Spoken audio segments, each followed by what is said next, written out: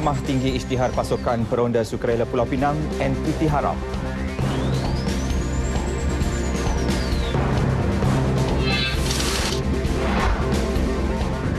Hina PM melalui aplikasi Twitter, penganggur didenda lebih RM9,000.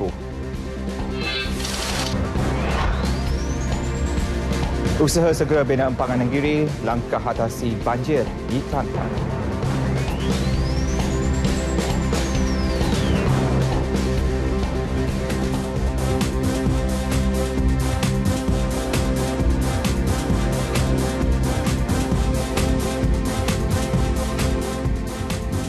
Assalamualaikum dan selamat petang. Ini N5 untuk edisi hari Selasa 22 November 2016. Saya Suhaimi Muhammad. Dan pastinya untuk lintas langsung petang ini antara negeri-negeri yang akan kita berlintas langsung. Kita mulakan dengan Sabah bersama Adrian Soidi, diikuti Sarawak bersama Bomawin. Di Kedah pula kita akan bersiaran bersama Muhammad Rizal Ismail. Dan akhir sekali nanti kita akan ke Kelantan bersama Nur Syazliza Syahril. Jadi teruskan kesediaan anda bersama Andy.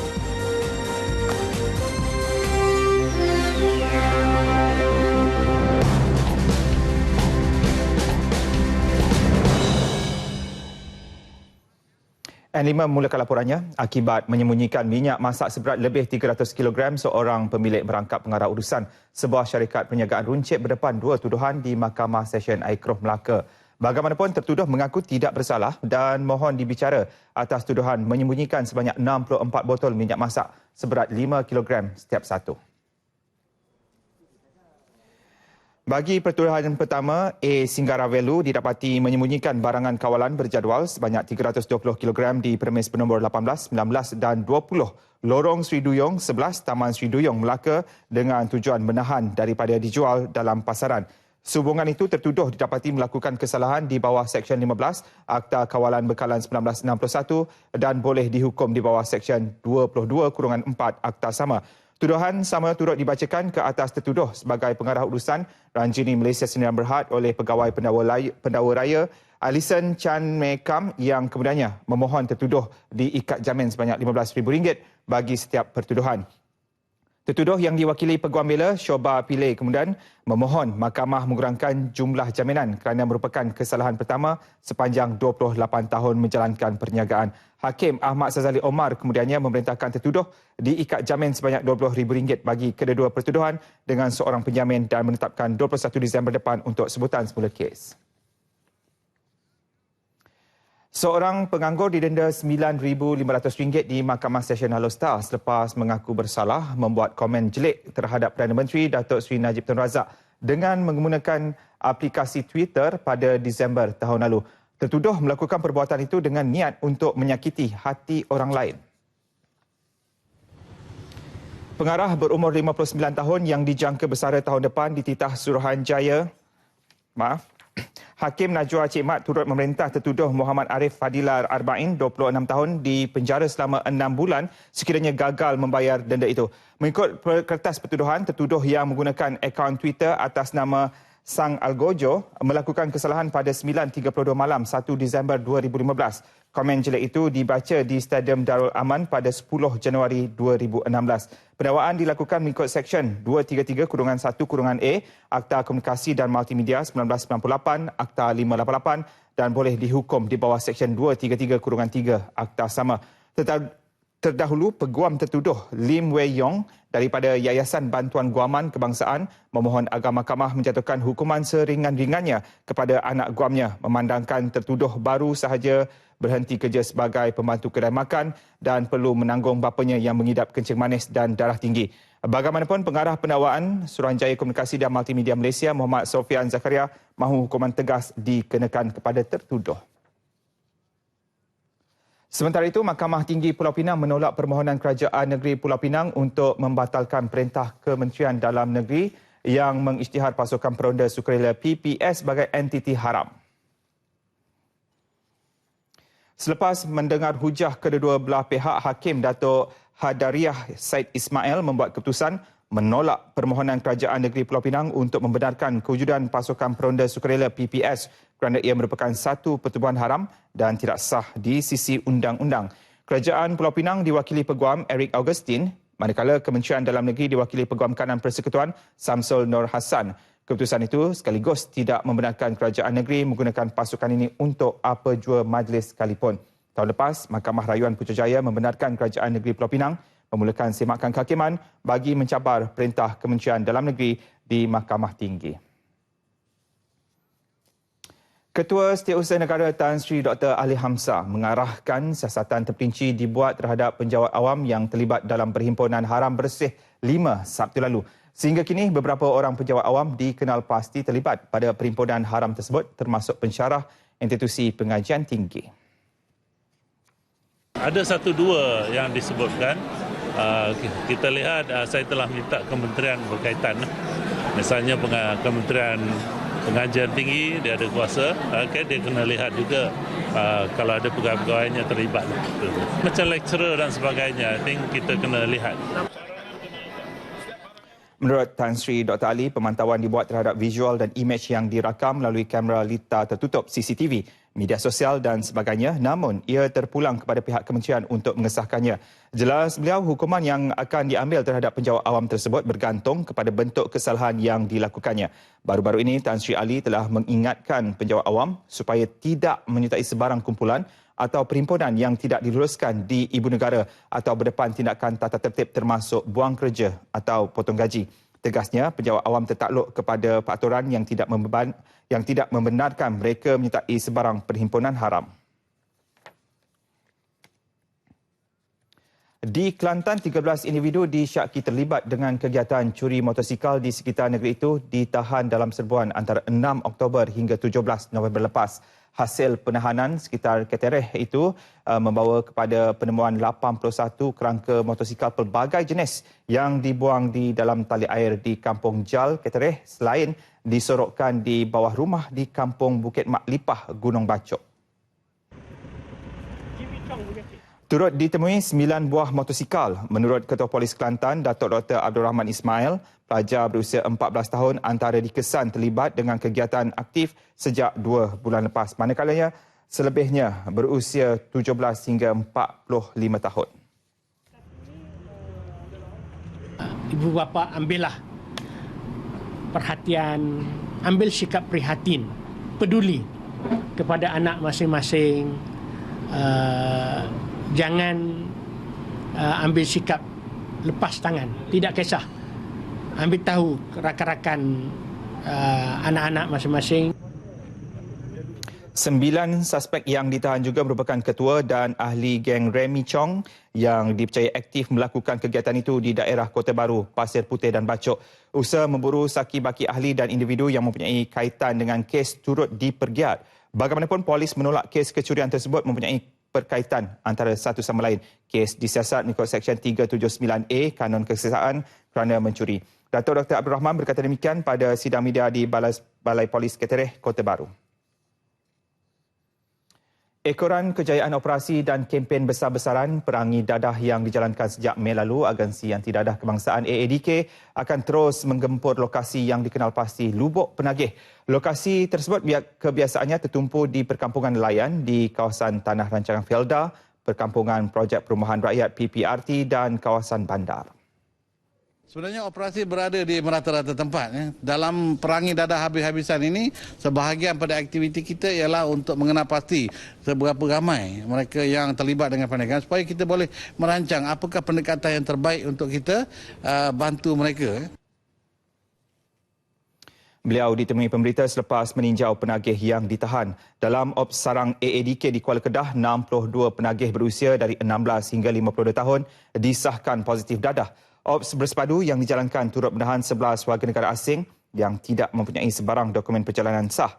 Kesemua mereka diserahkan kepada Immigration untuk siasatan lanjut. 3 beranak maut selepas kereta dinaiki dirempuh 2 kenderaan lain di kilometer 3.5 Jalan Ipoh Lumut, Bampiran Selekoh, Puncak Jelapang Maju awal pagi tadi. Dalam kemalangan jam 1.15 pagi itu, mangsa Muhammad Syafiq Isyahmuddin, 25 tahun serta 2 anaknya berusia 1 dan 2 tahun meninggal dunia di tempat kejadian.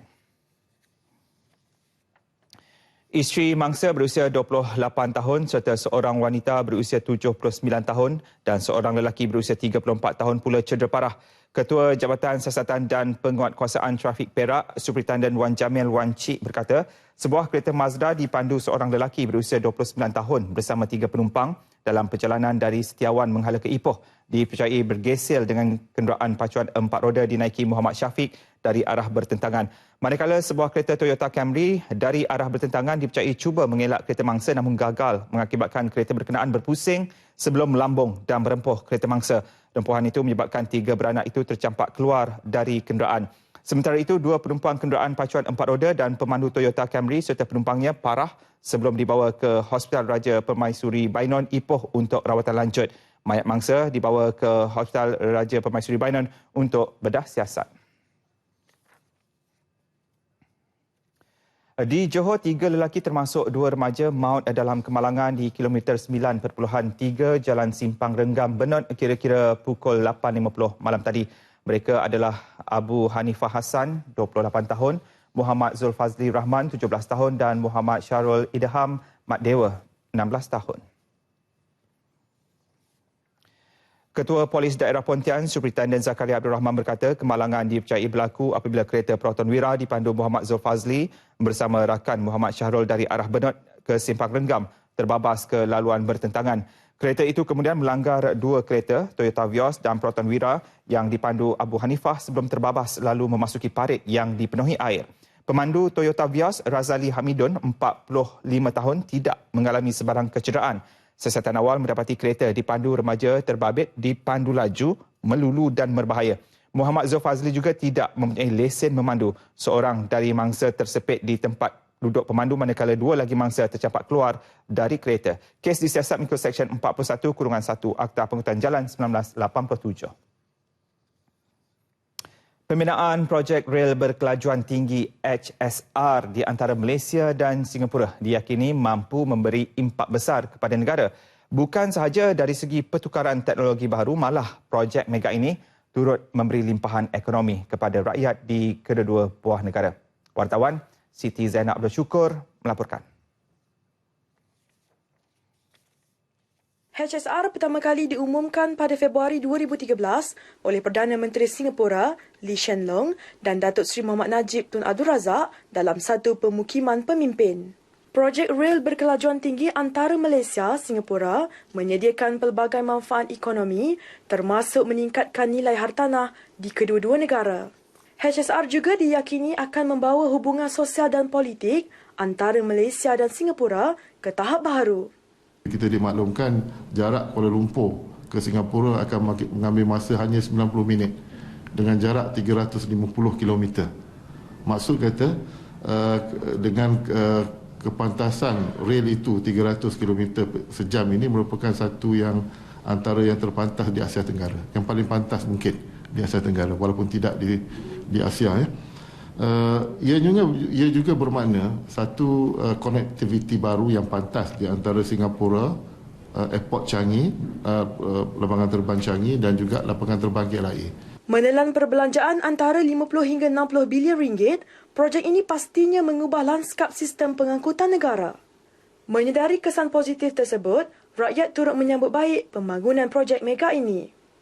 I think it is good lah. It is good in the sense that the lower income group and the average group can travel lah. Everybody cannot afford aircraft dari Kuala Lumpur ke Johor ke sini ke tak boleh kan. So lebih baiklah. Bagi pendapat saya tentang kereta api laju tu macam memudahkan orang untuk keluar negara lah, untuk ke Singapura kan. Lagipun banyak juga orang Malaysia yang kerja kat sana. Jadi bagi mudahlah diorang untuk daripada kenderaan kan, minyak pun makin naik sekarang ni kan. Kalau naik kereta api pun lagi memudahkan dan saving. Pendapat saya rasa bagus sebab kemudahan untuk orang-orang sebab kita tak payah nak naik flight ke apa kan. Menjimatkan masa, menjimatkan kos dan senang untuk student, untuk orang-orang yang jauh untuk pergi ke Singapura lah. HSR melibatkan pembinaan landasan sepanjang 350 km dengan 8 stesen akan dibina iaitu di Bandar Malaysia, Putrajaya, Seremban, Air Keroh, Muar, Batu Pahat, Iskandar Puteri dan Singapura. Pembinaan projek rel berkelajuan tinggi HSR antara Malaysia dan Singapura mampu memberi impak yang besar kepada negara, terutamanya dalam aspek pertukaran teknologi baharu kepada pihak yang terbabit dalam industri di negara ini. Malah, lanskap pembangunan Negeri Sembilan akan mengalami perubahan apabila menjadi salah satu pusat perhentian HSR seterusnya menjadikan negeri ini mempunyai antara rangkaian pengangkutan awam yang canggih dan lengkap. Laporan Siti Zainal Abdul Syukur, Tanjung Kamera Aziz Zubair untuk RTM. Kerajaan Negeri Pahang mengambil inisiatif baru membina rumah rumpun makmur bagi membantu golongan berpendapatan rendah yang tidak mampu memiliki kediaman sendiri. Projek diusulkan selepas pemohon prima gagal melepasi syarat-syarat utama permohonan rumah kos rendah tersebut. Menurut Pengerusi Jawatankuasa Perumahan dan Perbandaran Negeri Pahang, Datuk Seri Wan Rosdi Wan Ismail, harga rumah RM80,000 seunit itu sedang giat dibangunkan di negeri ini. Bagaimanapun pada mesyuarat ketiga penggal keempat Dewan Undangan Negeri Pahang ke-13 di Kuantan, beliau tidak menyebut lokasi projek perumahan itu. Kita buat pula rumah rumpun makmur yang harganya RM80,000. Ini sebagai alternatif. Andainya mereka tidak mampu membeli rumah prima RM150,000 dan 10% diskaun kepada kerajaan, mereka boleh beli rumah rumpun makmur yang telah kita luluskan setakat ini 3 projek di Negeri Pahang. Yang ini baru saja. Barulah ahli-ahli yang bermakna itu bangun. Datuk Seri Wan Rosdi berkata demikian sebagai menjawab soalan Ahli Dewan Undangan Negeri Kawasan Pulau Manis, Datuk Khairuddin Mahmud. Pembeli juga boleh memohon pinjaman 100% yang ditawarkan Bank Simpanan Nasional dengan syarat-syarat tertentu. Pemohon yang berpendapatan rendah dengan komitmen tinggi dan nama dalam senarai hitam pihak bank antara punca permohonan gagal sebelum ini. Selain itu, terdapat juga pemohon yang telah ditawar rumah tetapi gagal membayar 10% wang pendahuluan yang telah ditetapkan kerajaan. Hanya satu daripada 12 hospital kerajaan di Johor yang memiliki sijil perakuan bomba yang dikeluarkan Jabatan Bomba dan Penyelamat. 6 lagi hospital sedang dalam proses permohonan bagi mendapatkan sijil itu. Jabatan Bomba dan Penyelamat telah mensyaratkan semua premis di negeri ini termasuk hospital perlu mendapatkan sijil berkenaan bagi mengelak kes kebakaran di Hospital Sultanah Aminah HSA bulan lepas berulang. Maknanya dia dokumentasi. Apabila ada FC dilesenkan, maka pihak bomba dan penyelamat setiap tahun secara berkala dia akan membuat pemeriksaan. Sama ada host reel tu okey, sama ada pendawaian tu okey, sama ada apa juga keperluan di bawah FC itu yang dikendaki memenuhi itu berfungsi dengan baik. Kan, sama ada yang gas pemadam api itu berfungsi cukup, sama ada tidak expired dan sebagainya, itu yang di bawah FC lah. Satu-satunya hospital kerajaan yang sudah memiliki sijil itu setakat ini ialah Hospital Cik Besar Hajah Kalsum di Keluang yang menerimanya tahun lepas. Hospital yang masih dalam proses permohonan ialah Hospital Sultanah Aminah, Hospital Sultan Ismail, Hospital Nora Ismail, Hospital Permai, Hospital Kota Tinggi dan Hospital Mersing. Bagaimanapun, 5 lagi hospital tidak perlu mendapatkan sijil tersebut.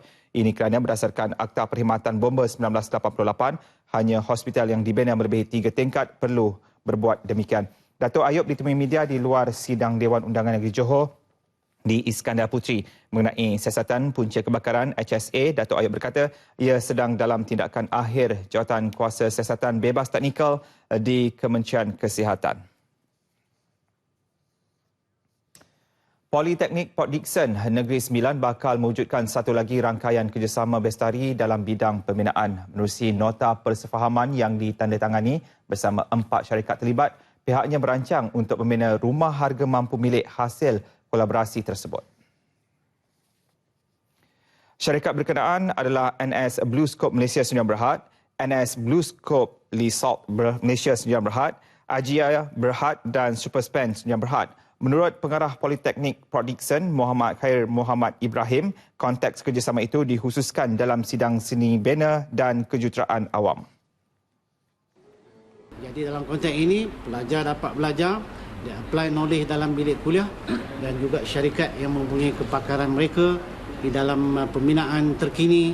Kita sama-sama membangunkan apa yang kita kehendaki di dalam dunia pembinaan pada hari ini.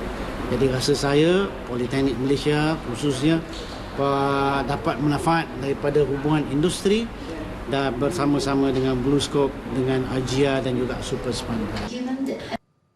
Beliau bercakap demikian selepas majlis mendandatangani MOU berkenaan di Port Dickson. Selain itu, penglibatan pihak industri bersama Politeknik juga bertujuan menggalak penggunaan aplikasi teknologi hijau dalam industri pembinaan.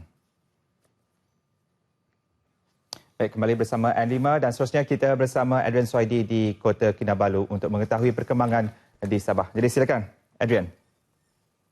Terima kasih Syuhaimi di Angkasa Puri. Selamat sejahtera dan salam sehati sejiwa.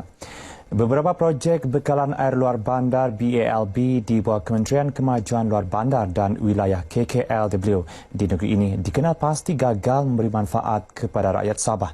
Ketua Menteri Datuk Seri Panglima Musa Haji Aman berkata, pelaksanaan projek tersebut masih tidak dapat menyelesaikan masalah bekalan air bersih di negeri ini walaupun peruntukan berbilion ringgit disediakan. Menurut Datuk Musa, beberapa projek BALB seperti di Tongot, Pulau Gaya, Sempurna, Pulau Sebatik, Tawau dan Pulau Banggi Kudat tidak berjaya mencapai matlamat untuk menyelesaikan masalah air di kawasan terlibat, malah terdapat projek yang dilaksana tidak setimpal dengan kos. Kementerian Luar Bandar banyak penting, banyak besar artinya kepada khusus kepada Sabah dan Sarawak. Kerana inilah negeri yang terbesar di Malaysia. Pertama Sarawak, kedua sedikit siap diterjun, kedua Sabah. Dan kita memerlukan peruntukan besar untuk pembangunan luar bandar. Air, lampu elektrik dan lain. Datuk Musa berkata demikian sebagai menjawab soalan tambahan ahli dari Tamparuli, Datuk Seri Panglima Wilfred Bumburing mengenai ketiadaan koordinasi antara Kerajaan Persekutuan menerusi KKLW dengan Kerajaan Negeri berhubung projek bekalan air di luar bandar negeri ini. Mengulas lanjut, Datuk Musa yang juga Menteri Kewangan berkata, Menteri Kemajuan Luar Bandar dan Wilayah terdahulu tidak pernah memberitahu Kerajaan Negeri mengenai projek dan peruntukan yang diberikan untuk pembangunan Sabah. Langkah memaklumkan peruntukan Persekutuan terus kepada Ketua Menteri membolehkan tindakan sesuai dapat diambil Kementerian Negeri berkaitan. Sementara itu, Pembantu Menteri Keuangan Datuk Ramli Marhaban menyatakan Kerajaan Negeri tidak terlibat dalam urusan perolehan projek yang dibiayai melalui peruntukan geran daripada KKLW.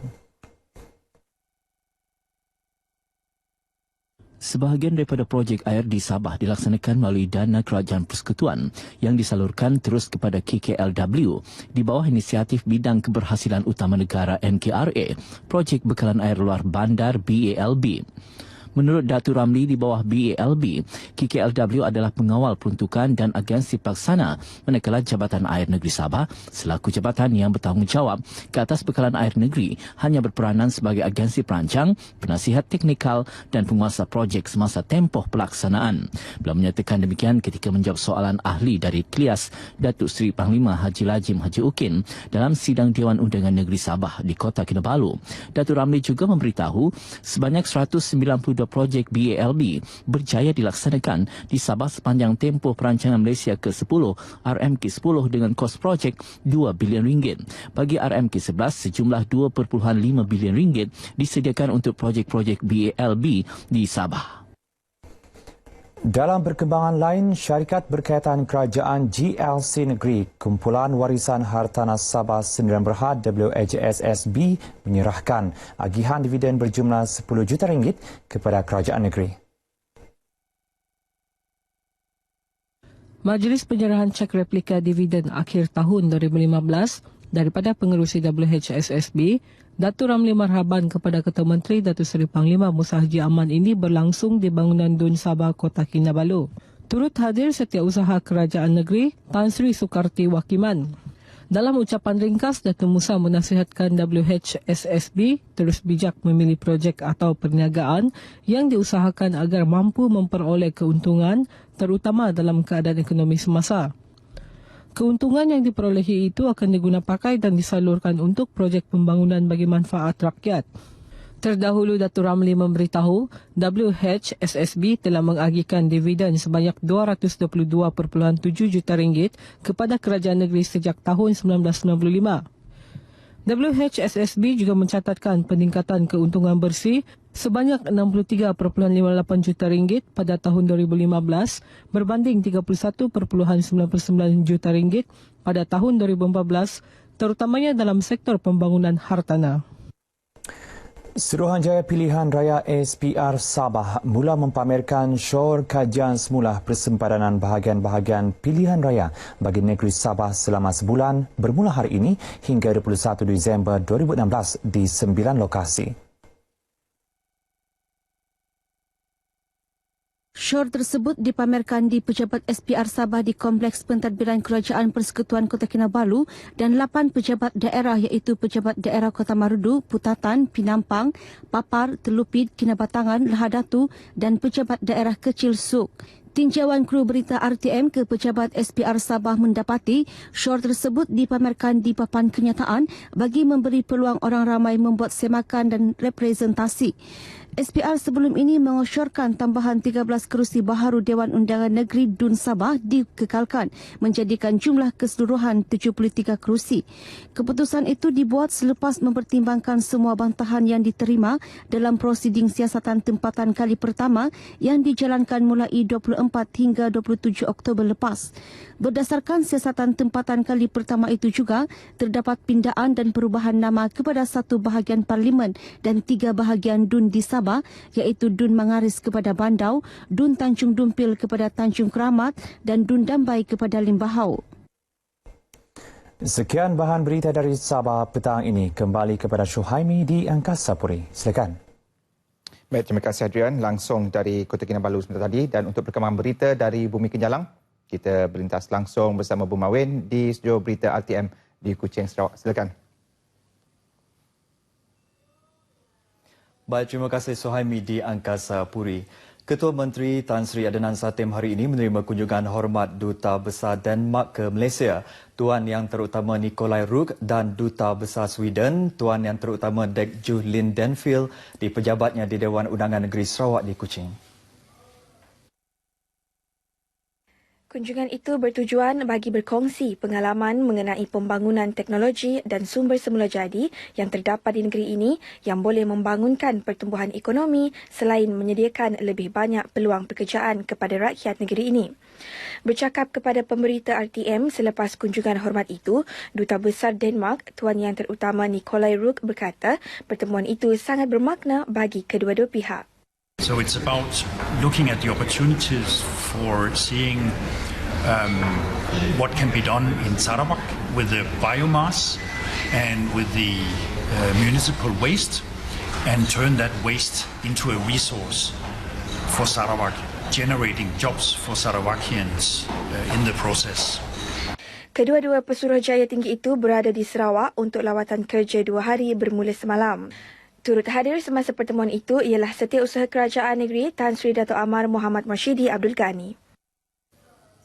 Ahli Dewan Undangan Negeri Kota Sentosa, Chong Chien Jen, digantung bagi sepanjang sesi persidangan ini dan bukan digantung untuk sehari sahaja. Menurut Speaker Dewan Undangan Negeri Sarawak, Dato' Amar Muhammad Asfia Awang Nasar, keputusan pergantungan Chong dibuat berikutan dakwaannya peruntukan 250 juta ringgit bagi pembangunan luar bandar 2015 itu seolah-olah hilang sebelum penjelasan perbelanjaan itu dibentangkan oleh Ketua Menteri Tan Sri Adnan Satem. Beliau turut menegaskan pengantungan bukan dibuat atas alasan keengganan Chong menarik kenyataannya berhubung dakwaan pengelapan peruntukan itu. Baseless serious allegation against a chief executive who is fully devoted to the cause of the state. That warrants Standing Order 40(4) for him to be suspended for the rest of the session. Dato' Amar Muhammad Asfia menyatakan perkara itu kepada media di Dun Petrajaya, Kuching. Sehubungan itu, beliau meminta ahli-ahli Dewan agar memeriksa fakta sebelum sebarang kenyataan dikeluarkan pada persidangan Dun.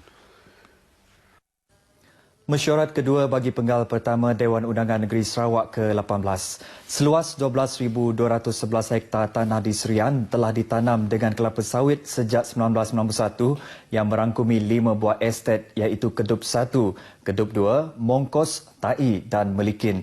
Menteri Muda Ekonomi Luar Bandar dan Peladangan, Datuk Francis Hardin Hollis berkata, Dalam tempoh 5 tahun lepas pengeluaran buah tandan segar BTS berjumlah 813,462 tan metrik.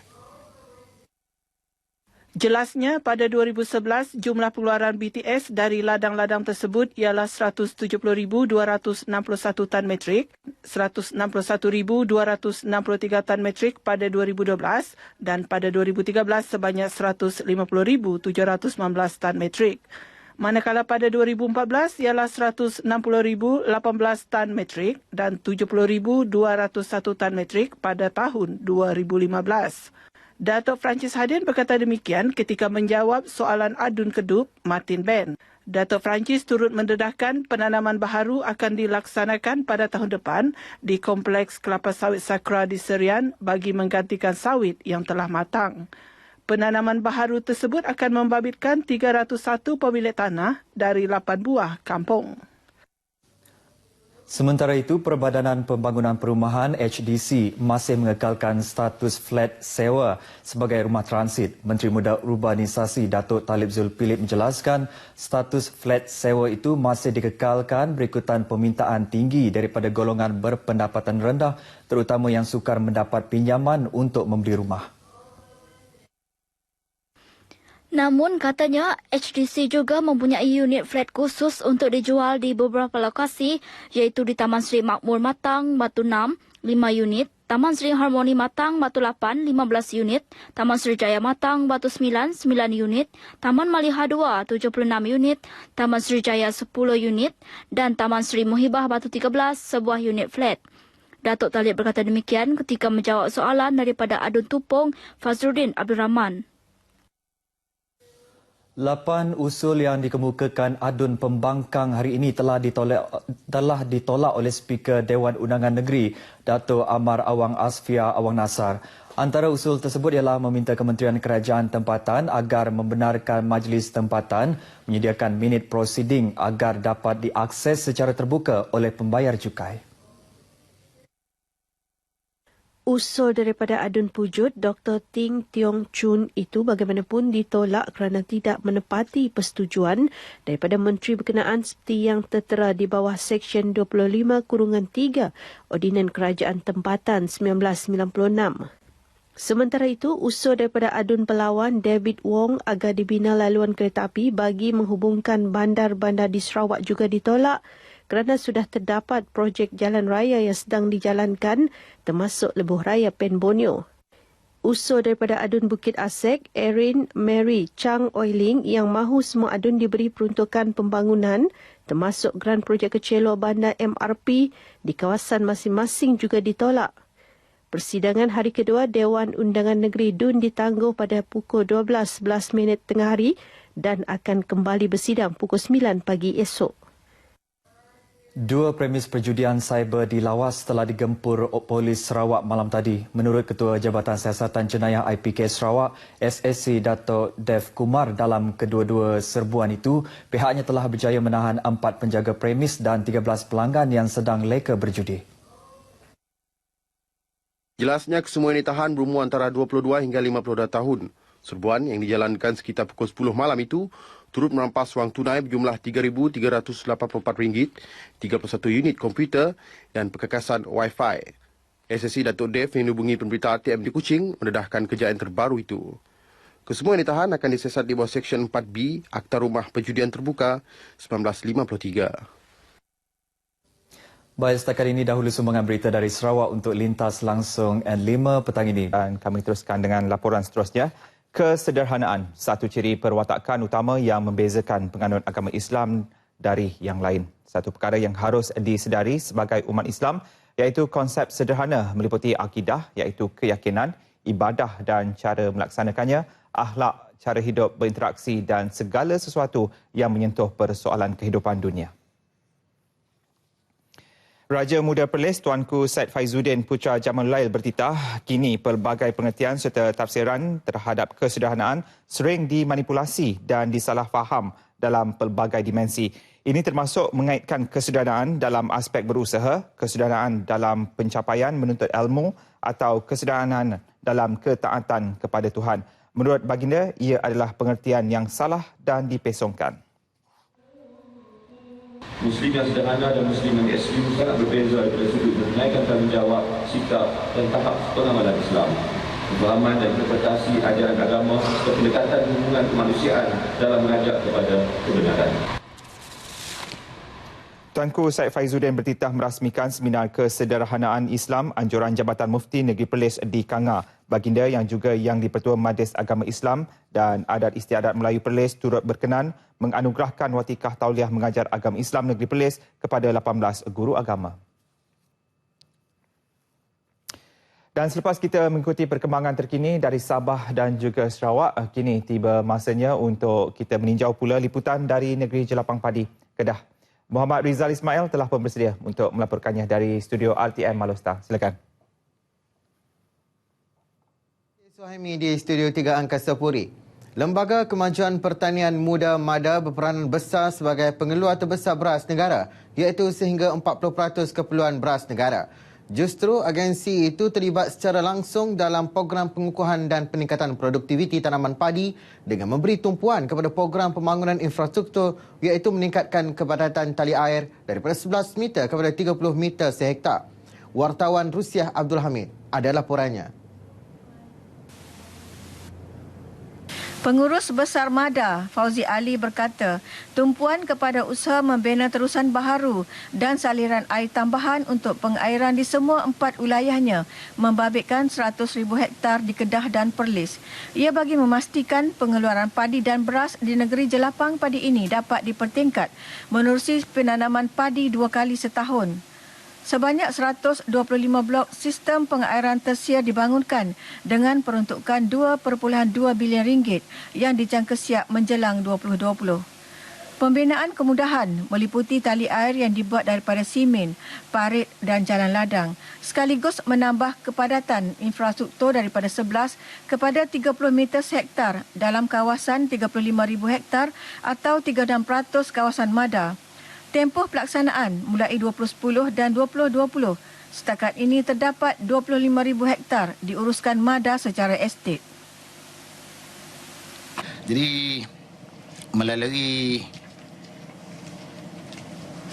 Government Transformation Program ni di bawah EPP 10 ni kita telah diperuntukkan sebanyak 2.7 bilion, iaitu 2.2 bilion ni adalah untuk pembangunan infra di kawasan muda dan selebihnya 500 juta ni adalah insentif untuk diberikan kepada peserta-peserta yang ingin menyertai estet padi. Sebab di bawah EPP 10 ni selain daripada pembangunan infra, kita menggalakkan penanaman padi ni melalui secara estet ataupun cara pakatan. Tumpuan juga diberikan kepada keseluruhan rantaian nilai yang diuruskan secara berpusat oleh satu entiti iaitu Sistem Estet Padi yang melibatkan peruntukan RM480 juta. Padi merupakan tanaman yang memerlukan air yang banyak, khususnya semasa tumbesaran antara 50 hingga 100 mm. Justru dengan sistem pengairan yang canggih dan elok, ia mampu menjana pendapatan sehingga 8 tan hektar semusim. Rusiah Abdul Hamid melaporkan untuk berita RTM. Dalam pada itu, pengerusi MADA Dato' Osman Aziz berkata MADA akan melantik sekumpulan 20 pekerja kontrak berkemahiran dalam kerja mengukur dan menyukat tanah bagi sistem pengairan tersier. Kumpulan tersebut akan ditempatkan di pejabat tanah dan daerah dalam usaha membantu pengambilan tanah. Menjelang Disember ini, terdapat 12 kumpulan akan melaksanakan sistem pengairan tersier yang dijangka siap pada 2018.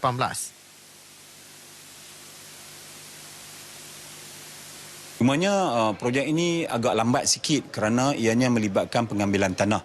Dan dari segi pengambilan tanah ni memang sedang berjalan, cumanya dia agak perlahan. Jadi untuk mempercepatkan lagi proses ini, maka Kementerian Kewangan telah pun meluluskan pertambahan tenaga kerja dan mereka ni akan diambil secara kontrak dan akan dibayar oleh MADA untuk membantu pejabat tanah daerah yang berkaitan dari segi pengambilan tanah ni. Dan golongan petani menyambut baik penambahbaikan sistem terusan berkenaan. Bertambah, hasil bertambah kerana pengurusan ayak teratur. Kalau bandingan dulu? Dulu ayak tak teratur, bila tak teratur hasil terjejas sikit. Dan taraf ni saya bolehlah meningkat sikit hasil dia sebab dengan sistem pengaliran dan jalan ladang memudahkan petani untuk jualan padi dan input pertanian lah seperti bawa bajau untuk menabur kan. Sebelum ada jalan ladang dan parit tesir konkrit ni kan, kalau kita kata pengambilan dayak satu masalah juga kan, sebab apa dia jarak dia dari dengan terusan tu kita kata jauh kan. Jadi bila ada parit konkrit tesir ni, jadi pengaliran tu ayak memudahkan lagi lah para petani kan. 4 lokasi telah dilaksanakan iaitu di wilayah 1 Perlis, wilayah 2 di Jitra dan 2 tempat di wilayah 3 Pendang. Menu eksotik seperti gulai landak dan ayam piru antara tarikan restoran Tujuh Kawah. Restoran bercirikan binaan warisan itu terletak kira-kira di kilometer 8 Jalan Gunung Kriang Alor. Menurut pemiliknya Mahzir Hashim 50 tahun, meskipun harga gulai landak agak mahal kerana sukar diperoleh, ia tetap menjadi pilihan utama pelanggan. Pilihan lain ialah gulai kambing, rusa, ayam kampung, gulai daging dengan rias pisang, itik dan ayam daging. Turut disediakan beraneka jenis pulut, ketupat dan juadah lauk pauk yang lain. Alunan muzik daripada lagu-lagu retro sentiasa berkumandang mengiringi pelanggan menjamu selera. Bekas jurutera di syarikat pembinaan itu dibantu isterinya Anisah Yaakob 39 tahun dan 10 orang pekerja tempatan. Restoran dibuka mulai 9 pagi hingga 4 petang setiap hari kecuali Isnin. Istimewanya restoran berkenaan turut bertindak sebagai pusat informasi bahasa secara tidak rasmi. Ini kerana terdapat bahasa-bahasa Kedah lama yang dipamerkan dan penunjuk arah untuk pelanggan dan juga pengetahuan. Terdapat juga beberapa alat digunakan untuk menyukat dan penimbang pada zaman dahulu. So makanan ni kita sediakan dengan cara masakan tanpa kita curi. Maksudnya kita masak apa yang kita nak makan, orang lain pun boleh makan. Jadi kita rasa apa yang kita makan puas, macam itulah orang makan puas. Pelanggan ternyata selesa menjamu selera. Masakan dia unik lah sebab dari segi kuah. Gulai Tujuh Kawah tu kan, try semua kuah kan. Tujuh Kawah, dia termasuk semua jenis gulai lah. Gulai apa-apa yang ada gulai yang kita tak dapat buat di rumah, di sini ada lah. Gitu kan? Menu masakan di restoran Tujuh Kawah turut dikunjung pelanggan dari Singapura, Thailand dan Eropah. Laporan restoran Tujuh Kawah itu tadi mengakhiri lintas langsung dari negeri Jelapang Padi hari ini. Dengan itu, Assalamualaikum dan salam sejahtera. Kembali bersama dengan Suhaimi di Angkasa Puri. Silakan Suhaimi. Waalaikumsalam warahmatullahi. Terima kasih Rizal langsung dari Kedah sebentar tadi, dan kita beralih ke lintas langsung seterusnya.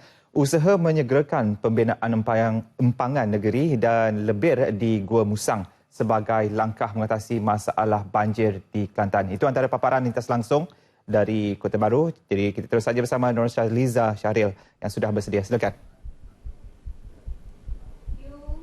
Terima kasih Suhaimi di Studio 3 Angkasa Puri. Assalamualaikum dan salam sejahtera.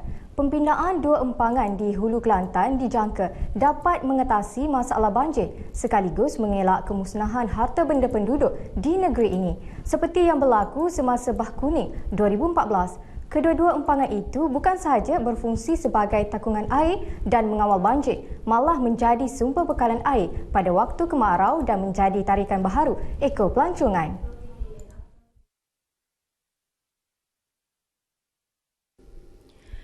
Menurut Pengurus Besar Kanan Pengurusan Aset Bahagian Penjanaan Tenaga Nasional Berhad TNB, Insinyur Azman Talib, Pembinaan empangan Nenggiri dan Lebir di Gua Musang itu masih di peringkat berbincangan antara Kerajaan Persekutuan, Kerajaan Negeri dan TNB. Dengan adanya dua-dua empangan ini, insya-Allah Negeri Kelantan kita boleh kawal lah banyak dari segi banjir hujung-hujung tahun musim tengkujuh, dan juga insya-Allah dengan ada kedua-dua empangan ni kita haraplah sikit sebanyak dia akan perbaiki sumber air untuk air Kelantan nanti. Kita boleh regulate minimum flow untuk sungai supaya insya-Allah sungai itu akan dapat air ini sepanjang tahun.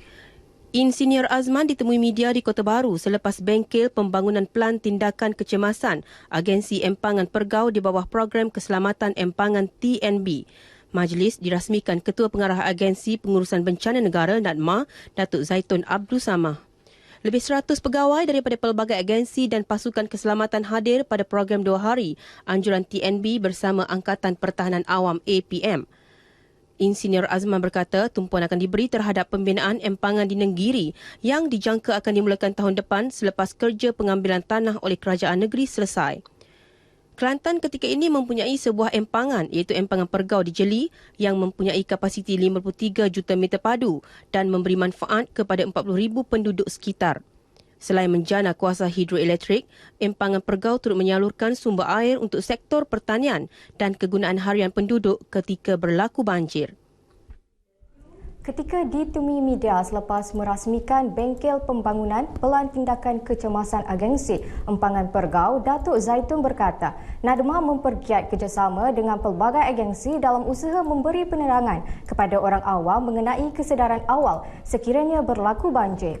Tumpuan juga diberi terhadap aspek kesiapsiagaan jentera pengurusan bencana di peringkat akar umbi, pemantapan kesiapsiagaan agensi penyelamat, mempraktik pengarahan MKN20 selain kebolehupayaan koman di Pusat Kawalan Tempat Kejadian dan Pusat Kawalan Operasi Bencana. Menurut Datuk Zaitun, selain agensi kerajaan dan pasukan keselamatan, NADMA turut bekerjasama dengan Badan Bukan Kerajaan dan JLC seperti Telekom Malaysia dan Tenaga Nasional Berhad TNB bagi penyediaan sumber ketika musim tengkujuh. Menurut beliau, masyarakat perlu jelas dengan tahap kesiapsiagaan pelbagai agensi menghadapi banjir bagi mengelak keadaan kelam kabut sekiranya banjir melanda. Jadi kita sentiasa bertemu, kita dapatkan information supaya kita dapat memberikan amaran kepada orang awam secepat mungkin dan sehabis awal lah. Maknanya tidak kata bila dah dekat dengan benda berlaku, kita baru nak bagi tahu. Bagi menghadapi musim tengkujuh kali ini, Jawatan Kuasa Bencana peringkat negeri dan daerah di seluruh negara telah bersiap sedia untuk menghadapi segala kemungkinan. Di Kelantan, satu lagi mesyuarat akan diadakan Khamis ini yang akan dipengerusikan Setiausaha Kerajaan Negeri, Datuk Muhammad Fauzi Cik Mamat. Sementara itu, Lembaga Kemajuan Pertanian Kemubu KADA menggesa pesawah di Kelantan mengikut jadual penanaman padi yang dikeluarkannya. Ia bagi memastikan hasil padi yang ditanam berkualiti tinggi dan menepati piawaian yang ditetapkan walaupun Kelantan kini telah memasuki musim tengkujuh. KADA telah memulakan proses pam air bulan ini bagi membolehkan pesawah memulakan tanaman padi bagi musim 2 2016 yang tuaiannya dijangka awal Mac tahun depan. Menurut Pengerusi KADA Datuk Mat Alwi Cik Ahmad, jadual itu perlu dipatuhi bagi memastikan padi tumbuh dengan baik walaupun dalam keadaan cuaca lembap dan musim tengkujuh. Iaitu pada masa itu panas terik yang sangat bagus untuk padi. Sebab padi ni kalau musim masak dia musim hujan, dia akan mempunyai wak basah yang tinggi, maka padi itu jadi kualiti dia kurang. Beliau ditemui pada program konvensyen kumpulan pengguna air anjuran Kementerian Pertanian dan Industri Asas Tani di Panci, Kota Baru. Di Kelantan terdapat lebih 8,000 pesawah membabitkan kawasan seluas hampir 29,000 hektar. 260 peserta dari seluruh negara menghadiri konvensyen 2 hari itu. Ia bertujuan memberi pendedahan mengenai penggunaan air yang betul dan kaedah pertanian yang baik. Paparan itu mengakhiri lintas langsung dari Kota Baru. Kembali kepada Suhaimi di Studio 3 untuk berita seterusnya. Silakan. Baik, terima kasih Syazliza langsung dari Wakaf CIA Kota Baru sebentar tadi dengan laporan yang telah pun dikongsikan. Dan kita beralih ke laporan seterusnya. Sebuah lagi kompleks hiburan keluarga yang bakal menjadi lokasi tarikan dan mercu tanda terbaru dibuka di Selangor. IRD KL Mall, projek milik syarikat hartanah IRDK Land Group itu menyediakan pelbagai permainan indoor iaitu 9D Virtual Reality pertama di Malaysia serta pawagam mencurikan digital.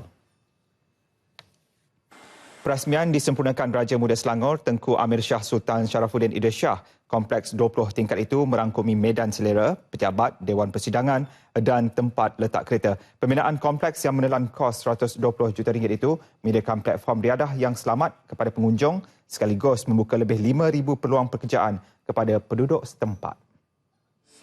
In Malaysia, this is the first concept cinema with the entertainment. And our cinema, in terms of audio, video, we done the best. And at the same time, this a digital fun time we have. A lot of digital fun time mission we have for the children and youngsters. And we have also we have a 9D. They call it a virtual reality games. In Malaysia, we are the first brought the mission into Malaysia here. Tengku Amir turut berkenan meninjau pawagam khas Royal yang menggunakan projektor digital dengan kemampuan teknologi terbaru.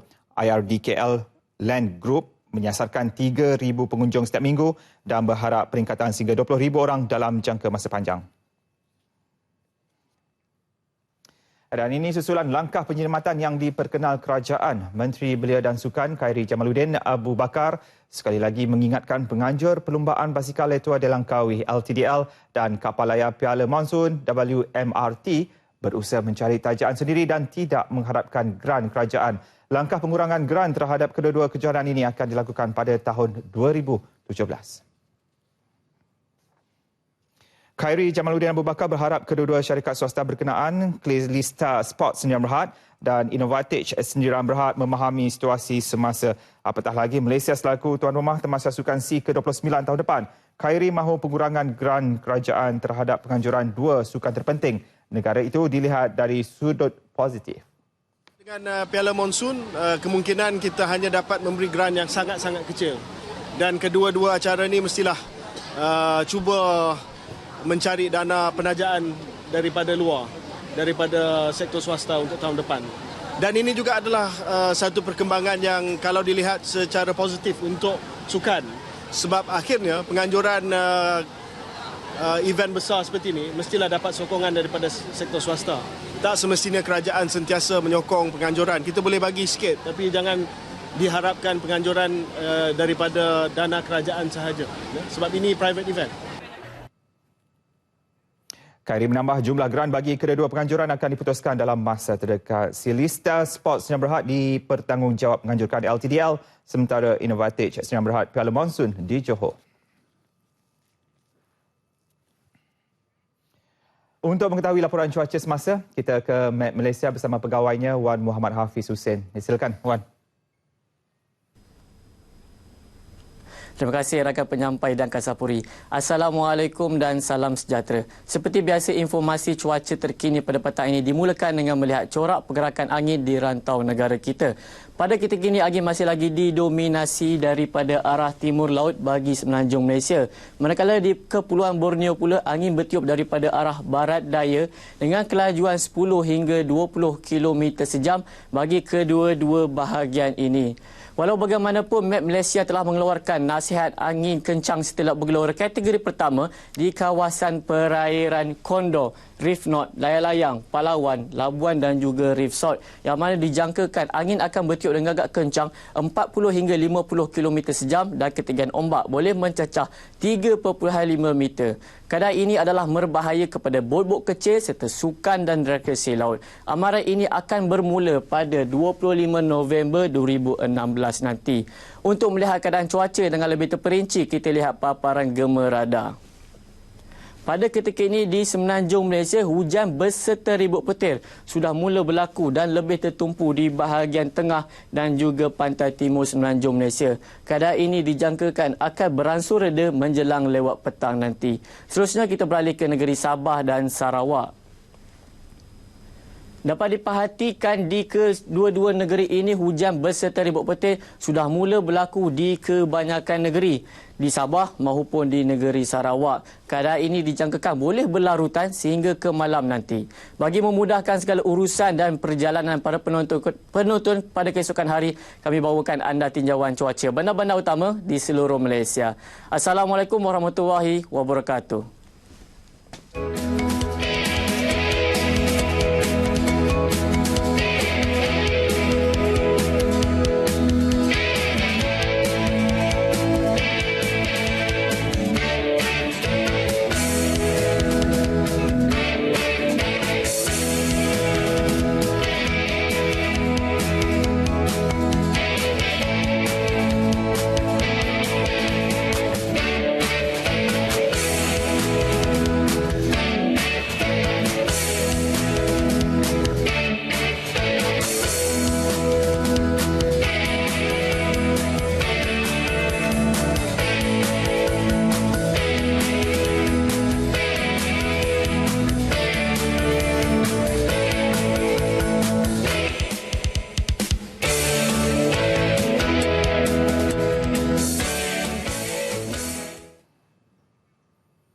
Baik, N5 berakhir di sini.